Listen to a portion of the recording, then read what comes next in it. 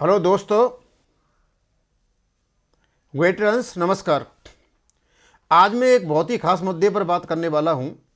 मेरे किसी व्यूअर ने एक कमेंट डाला है और वो कहते हैं, सर मैं 20 साल करके इनवैलिड पेंशन आउट हुआ हूं, नो शेल्टर अपॉइंटमेंट, मेरी डिसेबिलिटी 10% है, एग्रावेटेड है, क्या मुझे डिसेबिलिटी पेंशन मिलेगी? इनकी तीन बातें हैं।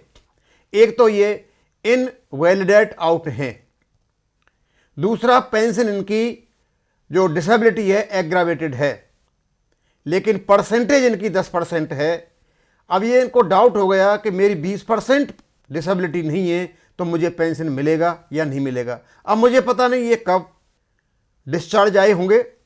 यदि ये रिसेंटली डिस्चार्ज आए हैं तो स्वाभाविक सी बात है कि इनके कागज वहां पर बन रहे होंगे, और यदि ये पुराने हैं तो मुझे नहीं समझता कि इनको डिसेबिलिटी पेंशन अब तक क्यों नहीं मिली। अब आज हम यही देखेंगे क्या यह डिसेबिलिटी पेंशन के हकदार है या नहीं। भारत सरकार का एक लेटर है 31 जनवरी 2001 का, और 5वें वेतन आयोग की जो सिफारिश थी उसके आधार पर है। और उस लेटर को हम जब पढ़ेंगे तो हमें पता चलेगा कि उसमें क्या क्या कंडीशन है। अब मैं आपको बताना चाहता हूं कि जब हम सेवा सर्विस में जाते हैं तो उस समय हमारी कैटेगरी पुराने ज़माने में कैटेगरी ए हुआ करती थी, और उसके बी और सी इस प्रकार की कैटेगरी हुआ करती थी। आजकल वो सेफ 1 है और अन्य प्रकार से हैं, तो सेफ 1 कैटेगरी ए के बराबर है। तो जब तक हम कैटेगरी ए में रहते हैं या सेफ 1 में रहते हैं, देयर इज नो प्रॉब्लम। लेकिन जैसे ही हमें कोई किसी प्रकार की बीमारी हो जाती है या डिसेबिलिटी हो जाती है तो हम हॉस्पिटल में भी रहते हैं, तो कुछ दिन के लिए हमारी कैटेगरी डाउन रहती है, और बाद में हमारी कैटेगरी परमानेंट ही हो जाती है, क्योंकि चांसेज नहीं होते हैं कि उसको अपग्रेड किया जाए। इसलिए या तो कैटेगरी बी होगी या कैटेगरी डी होगी, इन दोनों को ही हम लो कैटेगरी कहेंगे। अब सेफ 1 से भी जो नीचे आ जाएगी उसको भी हम लो कैटेगरी कहेंगे। अब जैसे ही एक सैनिक सर्विस करता हुआ लो कैटेगरी में आता है तो जो कमांडिंग ऑफिसर हैं उनके साथ उनके पास एक ही विकल्प होता है कि उनका रिलीज मेडिकल बोर्ड कराया जाए। यानी जो आदमी या जो पेंशनर या जो सैनिक फिट नहीं है सेवा करने के लिए, जो सेवा उसको दे रखी है, तो उसको नौकरी से निकालने की प्रक्रिया शुरू हो जाती है। वैसे जब भी जिसकी सर्विस पूरी हो जाती है, रिटायरमेंट में जो चला जाता है, टर्म्स ऑफ एंगेजमेंट करने के बाद उसका भी रिलीज मेडिकल एग्जामिनेशन होता है। और रिलीज मेडिकल एग्जामिनेशन एक प्रक्रिया है और क्योंकि हर एक की करानी पड़ती है।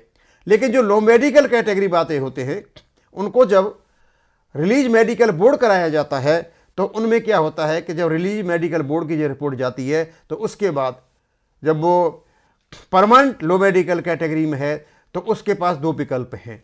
पहला विकल्प तो ये है कि जो उनके कमांडिंग ऑफिसर हैं वो सोचते हैं कि ये व्यक्ति जो लो मेडिकल कैटेगरी में है, इसके लिए हमारे यहाँ पर कोई ऐसा जॉब नहीं है या मेरी यूनिट में ऐसा कोई जॉब नहीं है जिसे इसको दे सकूं, इससे बेटर यही है इनको डिस्चार्ज कर दिया जाए।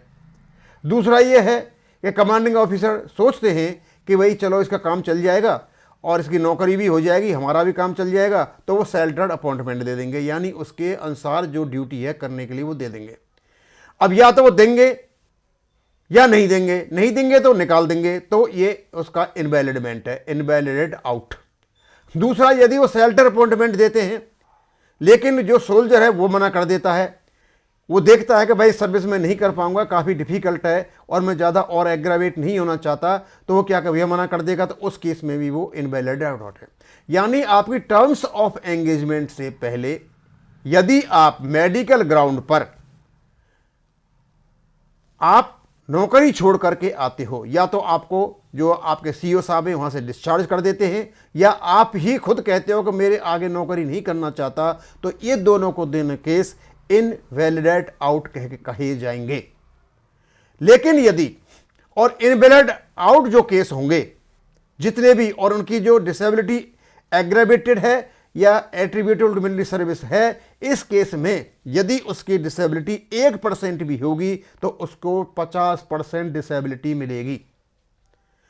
अच्छी तरह समझ लो, जो इनवैलिडेड आउट केसेज हैं उनके लिए यदि 1% भी डिसेबिलिटी है, परसेंटेज 1 भी % है, तो उसको 50% डिसेबिलिटी मिलेगी।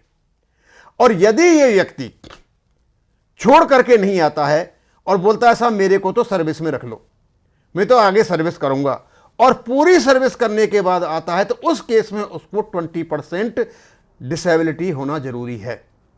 लेकिन यदि ये कहता है हाँ मैं सर्विस करना चाहता हूं और उसको पता चलता है कि मैं सर्विस नहीं कर पा रहा हूं, तो बीच में ही छोड़ के आ जाता है और टर्म्स ऑफ एंगेजमेंट पूरा नहीं कर पाता है, तब भी उसकी 1% डिसेबिलिटी होगी तो उसको 50% मिलेगी। यानी टर्म्स ऑफ एंगेजमेंट या उसकी जो रिटायरमेंट की एज है वहां तक पहुंचना जरूरी है। वहां तक यदि कोई डिसेबल्ड सोल्जर्स, लो मेडिकल सोल्जर नहीं पहुंच पा रहा है तो उससे ही पहले आ जाता है, तो ये सारा का सारा इनवैलिड आउट केस है। लेकिन कुछ तो ऐसे भी होंगे जो डिसेबल्ड हैं, लेकिन उनकी जो डिसेबिलिटी है neither attributable nor aggravated by military service, ये नाना केस कहलाते हैं।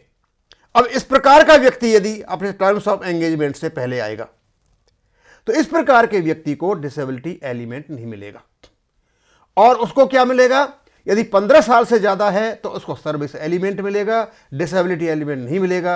और यदि 15 साल से कम है और 10 साल से ज्यादा है उसको पेंशन तो मिलेगी, उसको सर्विस जो एलिमेंट है वो मिलेगा, लेकिन वो कहलाएगा उसका इनवैलिड पेंशन।